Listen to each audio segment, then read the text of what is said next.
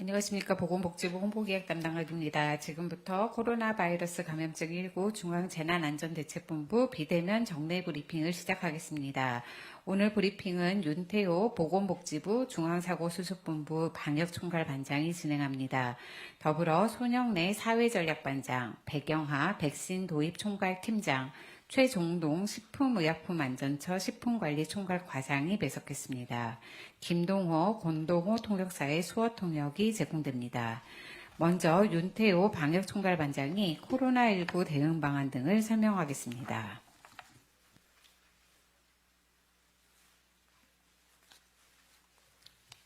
네, 4월 14일 수요일 중례 브리핑을 시작하겠습니다. 오늘 0시 기준으로 국내 발생 환자는 714명이고 해외 유입 환자는 17명입니다. 현재 위중증 환자는 100명이며 전체 격리 중인 환자에서 1.3% 수준을 유지하고 있습니다. 중환자 병상은 766병상 중 619병상이 여유가 있습니다. 중등도 경증 환자의 경우에는 1만 5천여 병상 중에서 8천여 병상의 여유가 있습니다. 어제는 7분의 환자께서 돌아가셨습니다. 고인들의 명복을 빌고 유가족분들께는 심심한 위로의 말씀을 드립니다.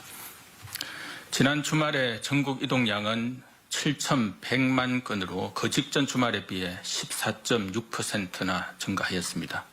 수도권 이동량은 3,500만 건으로 직전 주보다 10.1% 증가하였고 비수도권은 3,700만 건으로 직전 주에 비해서 19%가 증가했습니다.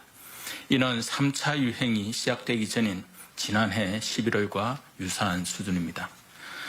지난 주말 날씨가 좋았던 영향이 있는 것으로 보이지만 방역에 대한 우리 사회의 긴장이 이완되어 있는 또 하나의 증거로도 볼 수가 있을 것 같습니다. 우리는 사람이기에 계절과 날씨로 인해 마음이 풀릴 수 있지만 코로나19 바이러스는 그렇지는 않습니다. 바이러스는 피로를 모르고 상황을 가리지 않고 또한 여유조차도 주지 않습니다. 코로나 바이러스를 예방하는 원칙은 과학에 근거하고 있고 언제나 동일합니다. 기본적인 방역 수칙을 지키고 사람과의 접촉을 최대한 줄이며 예방접종에 참여하는 일입니다. 오늘 발생한 국내 환자 714명은 1월 7일 이후로 가장 많은 환자가 발생한 수치이며 지난주 600명대의 환자 발생이 계속 증가하는 경향이 나타나고 있어 우려되는 상황입니다. 코로나19의 확산을 막아내기 위해서는 지금까지 그려왔던 것처럼 국민 여러분의 적극적인 참여와 협조가 가장 큰 힘입니다. 3차 유행이 정점에 있었던 지난 겨울 고령층이 많은 요양병원과 요양시설에서 집단 감염이 다수 발생하여 많은 사망자가 발생한 안타까운 일이 있었습니다. 이에 대한 대책으로 정부는 요양병원과 요양시설에서 일하는 종사자들에게 일주일에 한두 번 PCR 검사를 받도록 하였습니다. 또한 2월부터 예방접종이 실시되어 어르신들과 종사자들이 접종을 받고 있습니다. 이와 같은 노력 덕분에 최근에는 요양병원과 요양시설에서의 집단 감염의 규모가 크게 줄었습니다. 지난 12월에는 23개 시설에서 1,400여 명의 환자가 발생하여 시설당 60여 명이 감염되었습니다. 하지만 올해 2월의 경우 9개 시설에서 34명의 환자가 발생하여 시설당 감염자 수는 4명에 불과합니다. 전체 코로나19 환자 중 요양병원과 요양시설의 환자 비율도 예방접종 시작 직후에는 5.6%였으나 최근에는 2% 수준으로 크게 감소하였습니다. 요양병원과 요양시설의 집단 감염이 크게 줄어든 덕분에 코로나19 중환자 역시 많이 감소하였습니다. 일주일에 몇 번씩 힘든 코로나 검사를 받고 예방접종에 참여해 주신 요양병원과 요양시설의 종사자분들과 어르신들께 다시 한번 깊이 감사를 드립니다. 많은 국민들께서 알고 계시듯 코로나19 바이러스는 나이가 많은 어르신들에게 특히 위험합니다. 우리나라 전체 코로나19 환자의 치명률은 1.6%이지만 80세 이상 환자의 치명률은 20% 수준이며 70대의 치명률은 6.2%, 60대의 치명률은 1.4%입니다. 반면 50대 이하는 매우 낮은 치명률을 보이고 있습니다. 사망자 역시 대부분 70대 이상에 집중되어 있습니다. 비슷한 현상이 전 세계적으로도 확인되고 있습니다. 6월 상반기까지 예방접종은 65세 이상 고령층을 주요 대상으로 실시하고 있으며 접종이 잘 진행되면 코로나19의 위험성은 크게 낮아질 것으로 기대하고 있습니다. 이번 달부터 75세 이상 어르신들의 접종이 시작되었고 65세 어르신들도 5월부터 예방접종이 실시됩니다. 6월까지 어르신들의 접종이 순조롭게 진행되면 고령층의 환자 수와 치명률도 크게 감소할 것입니다. 특히 코로나19로 인한 중환자가 감소하여 의료 체계의 여력도 함께 확보되고 전체 사망자도 줄어들 것입니다. 정부도 조금 더 여유를 가지고 거리두기 등 방역 수칙을 적용할 수 있을 것으로 보입니다. 이렇게 되기를 국민 모두 바라실 것이며 정부 당국자인 저도 바라고 있습니다. 유행 증가에 대비하여 의료 체계의 대응 준비에 대해 말씀드리겠습니다.